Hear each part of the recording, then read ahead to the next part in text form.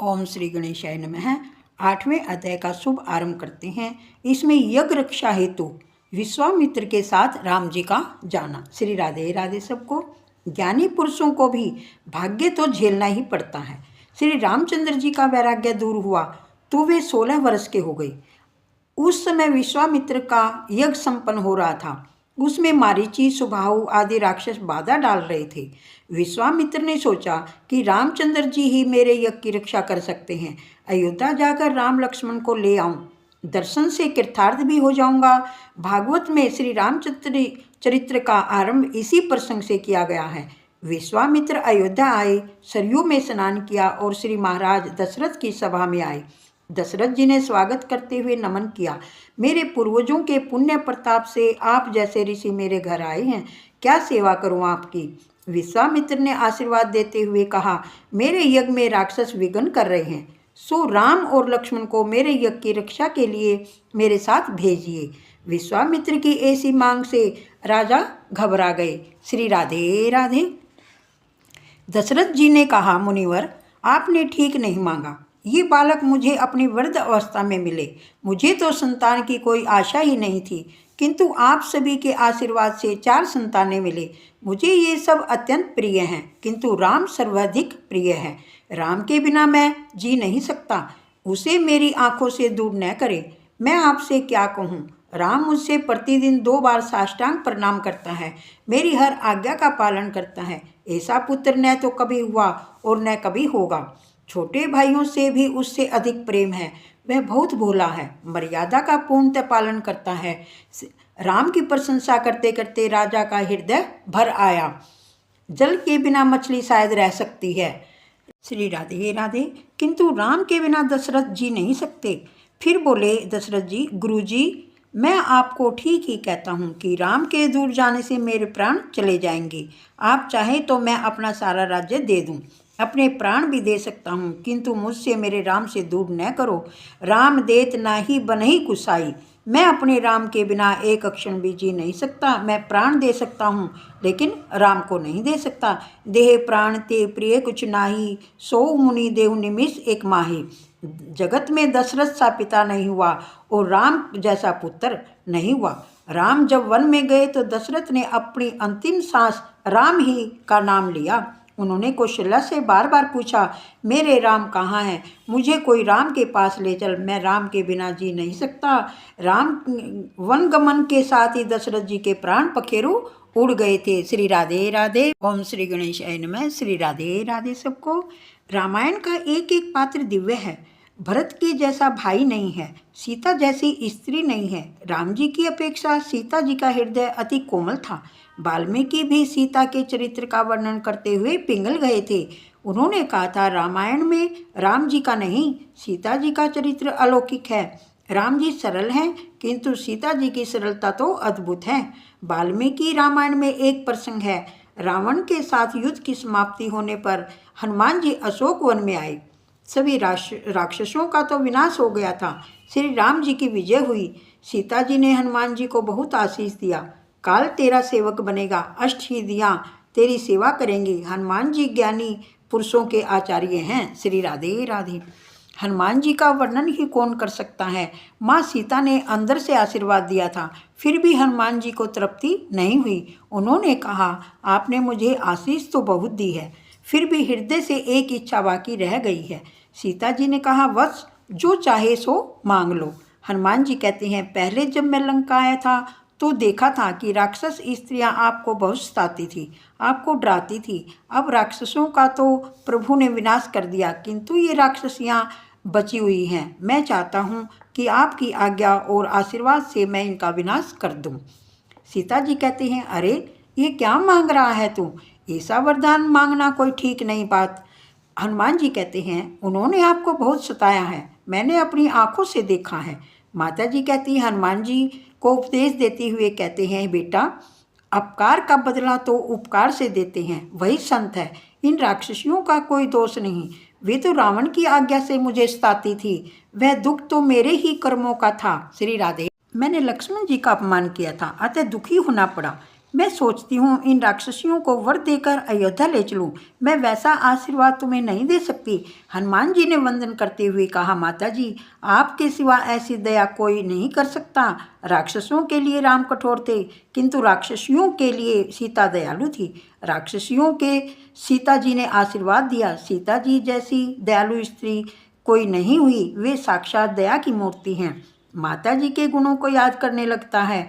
राम की अपेक्षा सीता जी श्रेष्ठ हैं। जब दशरथ ने राम को छोड़ना चाहा तो उन्हें वशिष्ठ जी समझाने लगे। दशरथ जी को पूर्णतः विश्वास था, वे सदगुरु के अधीन थे। वशिष्ठ जी ने दशरथ को कहा, राजकुमार राम के जन्म अक्षर बता रहे हैं कि इस वर्ष इन चारों का विवाह का योग है, अतः इन्हें भेजने में कोई बाधा नहीं है, सब कुशल मंगल होगा। श्री राधे राधे। श्री गणेशाय नमः। श्री राधे राधे। गुरु जी कहते हैं, मैं तो मानता हूँ विश्वामित्र इन्हें विवाह के लिए ही लेने के लिए आए हैं। विवाह की बात सुनकर दशरथ हर्षित हो गए। क्या मेरे राम का विवाह होगा? तब तो मैं आज ही भेजने के लिए तैयार हूँ। राम और लक्ष्मण को राजसभा में बुलाया गया। उन्होंने आकर प्रणाम किया। दशरथ कहने लगे, तुम दोनों को विश्वामित्र के साथ यज्ञ की रक्षा के लिए जाना है। राम जी कहते हैं, जैसी आपकी आज्ञा पिताजी। राम और लक्ष्मण तैयार होकर माता कौशल्या से आज्ञा लेने के लिए गए। कौशल्या ने भी पिता की आज्ञा का पालन करने को कहा। नारद जी ने कौशल्या को पहले से ही राम लक्ष्मण के विवाह के योग की बात बता दी थी। श्री राधे राधे। रामकृष्ण को माखन और शक्कर से बड़ा प्रेम था। जीवन को मधुर बनाना, जीवन में सद्गुणों से ही मिठास आती है। सभी को मान दोगे तो तुम्हारा भी अपना जीवन में शक्कर जैसा मीठा और मधुर बनेगा। श्री राधे राधे। सभी को मान का दान करना उत्तम है। दूसरों को मान देने से, अपने जीवन में संयम बढ़ाने से जीवन मधुर और उत्तम बनता है। जिसके जीवन में मधुरता नहीं है वह भगवान को प्यारा नहीं हो सकता। महादान और द्रव्य दान से भी मान दान सबसे श्रेष्ठ है। मान दान श्रेष्ठ दान है। इसमें एक पैसे का व्यय नहीं होता। सभी को मान दो। जो कर्कश वाणी नहीं बोलता, जो किसी का अहित नहीं करता, उसके जीवन में शक्कर सी मिठास आती है। कौशल्या ने विश्वामित्र से कहा, मेरे राम को माखन मिश्री खिलाइएगा, नहीं तो वह दुर्बल हो जाएंगे। जिस समय विश्वामित्र के साथ राम लखन चल दिए उस समय वे कितने शोभामान हो रहे थे। विश्वामित्र अर्थात सारे विश्व के मित्र। पाणिनि ने यह अर्थ दिया। विश्वामित्र ने आशीर्वाद दिया। पाणिनि का व्याकरण अमर होगा। श्री राधे राधे। विश्व जिसका मित्र है वही विश्वामित्र है। जगत का मित्र है जीव। मनुष्य अर्थात जीव मित्र बनता है तो शब्द ब्रह्म उसके पीछे पीछे आता है, उसके पीछे पीछे ब्रह्म भी आता है। तुम जगत मित्र बनोगे तो राम लक्ष्मण तुम्हारे पीछे पीछे आएंगे। राम ही पर ब्रह्म है, शब्द ब्रह्म है। शब्द ब्रह्म के बिना पर ब्रह्म प्रकट नहीं होता। विश्वामित्र के पीछे पीछे राम लक्ष्मण चल दिए। मार्ग में ताड़का का उद्धार किया। विश्वामित्र ने राम लक्ष्मण को बला और अति बला विद्या दी थी, सो उन्हें भूख प्यास नहीं लगती थी। वे सब आश्रम में आए। राम ने विश्वामित्र से कहा, गुरुजी आप अपने यज्ञ का आरंभ करें, मैं उसकी रक्षा करूंगा। जनकपुरी के निकट ऋषि विश्वामित्र का सिद्ध आश्रम था। वे तप और यज्ञ करते थे। विशाल महामंडप बनाया गया। राम लक्ष्मण धनुष बाण से सुसज्जित होकर यज्ञ की रक्षा करने के लिए तैयार रहे। श्री राधे राधे। द्वारका में द्वारिकानाथ खड़े हैं।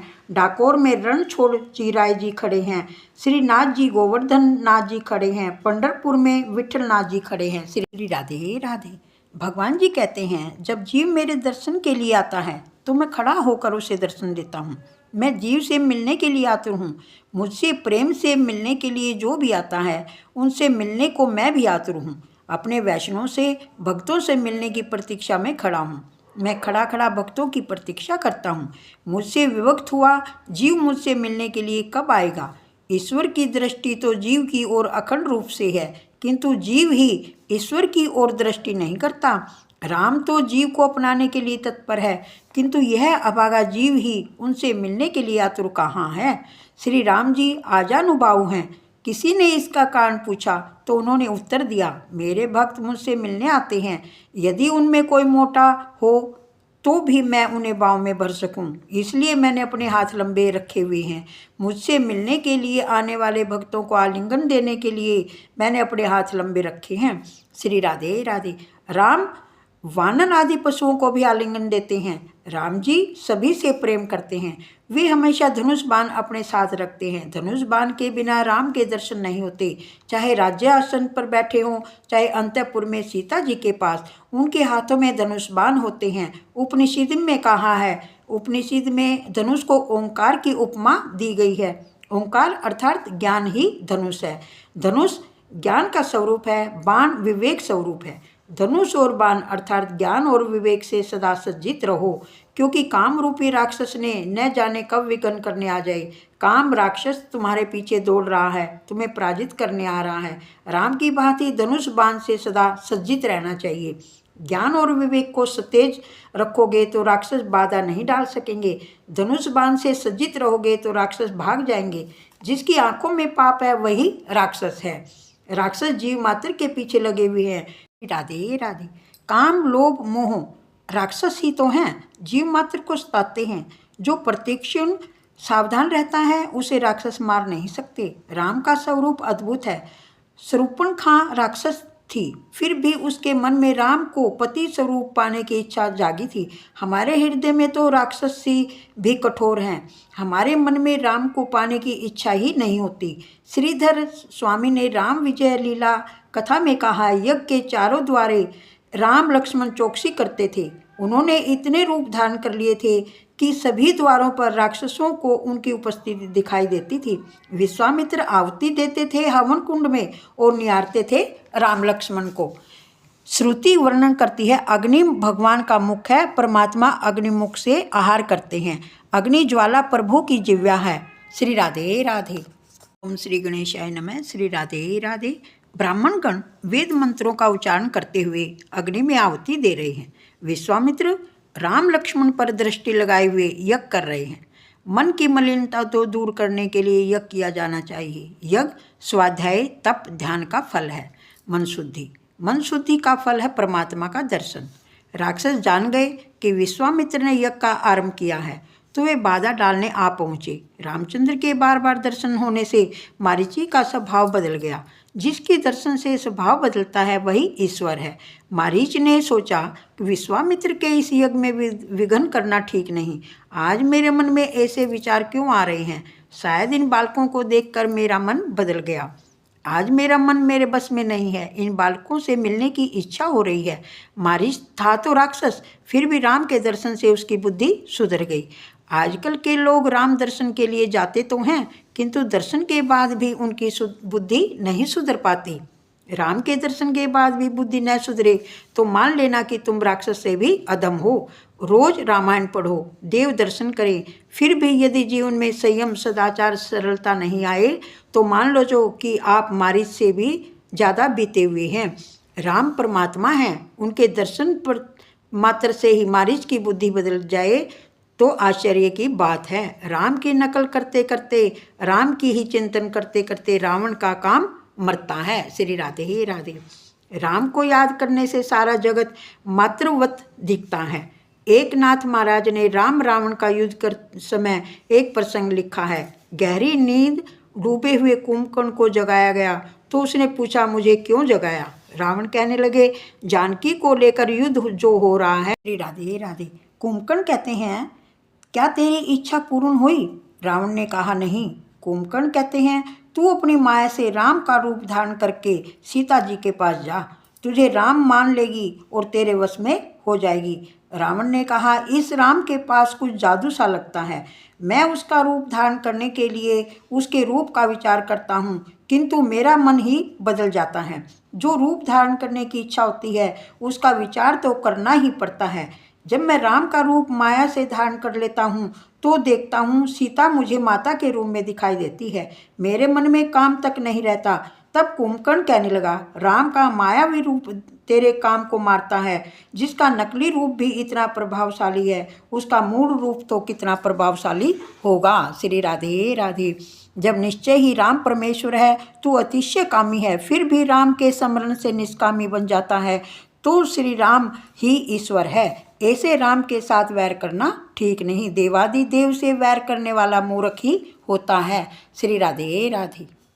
ओम श्री गणेशाय नमः। श्री राधे राधे। मैं तेरी सहायता नहीं कर सकता, विभीषण की तरह मैं राम के चरणों का आश्रय लूँगा। रावण कहते हैं, मैं राम की शत्रु भाव से भक्ति करता हूँ। यदि मैं अकेला ही भक्ति करूँ तो मेरा ही कल्याण होगा, किंतु शत्रु भाव रखूँ तो मेरे साथ मेरे वंश का कल्याण होगा। ये सभी राक्षस तामसी हैं, वे जप तप ध्यान सेवा पूजा तो नहीं कर सकते। रामचंद्र जी के साथ शत्रुता होगी तो युद्ध होगा, राम का प्रत्यक्ष दर्शन होगा। राम दर्शन से हम सभी का उद्धार होगा। अपने सारे वंश के कल्याण के हेतु ही मैंने राम से शत्रुता की है। यज्ञ करते समय तुम भी अपने प्रत्येक द्वार पर राम लक्ष्मण को बिठला देना। जब कथा श्रवण नारायण से मानसिक मिलन आदि यज्ञ ही तो है, जो गरीब से गरीब व्यक्ति भी कर सकता है। कुछ यज्ञ ऐसे हैं जिनके लिए कुल की श्रेष्ठता और अत्यधिकता धन की आवश्यकता होती है। विधुर और विधवा के लिए वे निषिद्ध हैं, प्रायश्चित भी करना पड़ता है। साधारण ब्राह्मण ही नहीं, अग्निहोत्री ब्राह्मण ही उन्हें कर सकते हैं। बहुत सा धन खर्च करना पड़ता है। कुछ यज्ञों के लिए देश काल की भी मर्यादा निर्दिष्ट दी गई है। उपनिषद में एक यज्ञ ऐसा बतलाया गया है जो जाति समय स्थल आदि के किसी भी प्रकार के बंधन के बिना किया जा सकता है, वह है जप यज्ञ। यह सभी योगों में श्रेष्ठ है।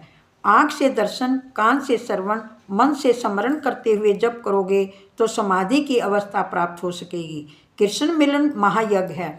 कृष्ण मिलन यज्ञ में श्रद्धा पत्नी है, आत्मा यजमान है, शरीर यज्ञ भूमि है और फल है परमात्मा विष्णु से मिलन। परमात्मा से मिलन महानतम यज्ञ है। जीवात्मा और परमात्मा का मिलन महायज्ञ है। श्री राम। यज्ञ से चित्त शुद्धि होती है। चित्त शुद्धि का फल है परमात्मा की प्राप्ति। सभी इंद्रियां यज्ञ मंडप के द्वार हैं। इस यज्ञ के काम क्रोध लोभ मोह आदि राक्षस बाधा करने के लिए आते हैं। इस यज्ञ में विषय रूपी मारीच बाधा डालता है। द्वार पर राम लक्ष्मण को स्थापित करोगे तो काम क्रोध लोभ वासना मारीच स्वभाव विघ्न करने नहीं आएंगे। आँखों में, कानों में, मुख में, सभी इंद्रियों के द्वार पर राम लक्ष्मण को बिठा दो। ऐसा करने से मारीच विषय विघ्न नहीं कर सकेगा। श्री राधे राधे। मारीच शीघ्र मरता नहीं। अपनी प्रत्येक इंद्रियों के द्वार पर राम लक्ष्मण को शब्द ब्रह्म को पर ब्रह्म आसीन करोगे, तभी काम अर्थात मारीच तुम्हारे यज्ञ में बाधा रूपी नहीं कर सकेगा। तभी तुम्हारा जीवन यज्ञ निर्विघ्न समाप्त होगा। माया मारीच को रामचंद्र जी विवेकवान से मारते हैं। जिसका चिंतन मात्र करने से काम का नाश होता है वही ईश्वर है। ज्ञानी महात्मा अपनी इंद्रियों के द्वार बंद रखते हैं। जब ओम श्री गणेशाय नमः। श्री राधे राधे सबको। जबकि वैष्णव जन द्वार पर राम लखन को पधराते हैं। भगवान का राहु और रामायण का मारीच विषय दोनों एक से हैं, तुरंत मरते नहीं हैं। विश्वामित्र का यज्ञ समाप्त होने पर था। जनकपुर से निमंत्रण पत्रिका आई, सीता जी का स्वयंवर होने जा रहा है। यज्ञ आदि से निवृत्त होकर राम लक्ष्मण को लेकर विश्वामित्र जनकपुरी की ओर निकल पड़े। मार्ग में अहिल्या का द्वार उद्धार करने का प्रसंग आया। विश्वामित्र ने राम से एक शिला को स्पर्श करने की आज्ञा दी। इस शिला रूप अहिल्या का उद्धार करो। राम सोच में डूब गए, क्योंकि जो साधक है वह तो लकड़ी की स्त्री का भी स्पर्श नहीं करता। एकादश स्कंद में इस श्लोक का यह आचरण है। राम ने कहा, मैं इसे प्रणाम करता हूँ। विश्वामित्र कहने लगे, प्रणाम करने से कुछ भी नहीं होगा। राम कहने लगा, मैं चरण से भी स्पर्श कर दूं तो मैं पाप का भागी हो जाऊंगा। राम पाप से डरते हैं। आजकल के लोग पाप से डरते नहीं, मन चाहे सो कर लेते हैं। पाप से डर कर चलोगे तभी कल्याण होगा। पाप और ईश्वर से डरोगे तो मन शुद्ध रहेगा। पर स्त्री को वंदन करता हूँ, स्पर्श नहीं। राम पर स्त्री का और सीता पर पुरुष का स्पर्श नहीं करती थी। जहाँ तक हो सके पर पुरुष और पर स्त्री का स्पर्श नहीं करना चाहिए। ब्रह्मचर्य का यही आदर्श है। कवियों ने कल्पना की है, राम ने अहिल्या का चरण से स्पर्श नहीं किया। बहती हुई हवा ने राम के चरणों की धूल उड़ाई, जो उस शिला पर जा पड़ी, फलतः शिला अहिल्या बन गई। एकनाथ जी ने भी यही कहा था। श्री राधे राधे। रामचरण की रज से ऐसी शक्ति थी कि अहिल्या का उद्धार हो गया। अहिल्या अर्थात बुद्धि, मात्र काम सुख का ही विचार करने वाली बुद्धि जड़ पत्थर सी बन जाती है। कोमल बुद्धि ही ईश्वर के पास जा सकती है, जड़ पत्थर सी नहीं। कोमल बुद्धि ही कृष्ण सेवा में द्रवित हो सकती है। राधे राधे। श्री कृष्ण कीर्तन में भी आज आनंद नहीं मिलता, क्योंकि काम सुख का चिंतन करते रहने से बुद्धि पत्थर सी हो गई है। जड़ बुद्धि चेतनमयी कैसे बन सकती है?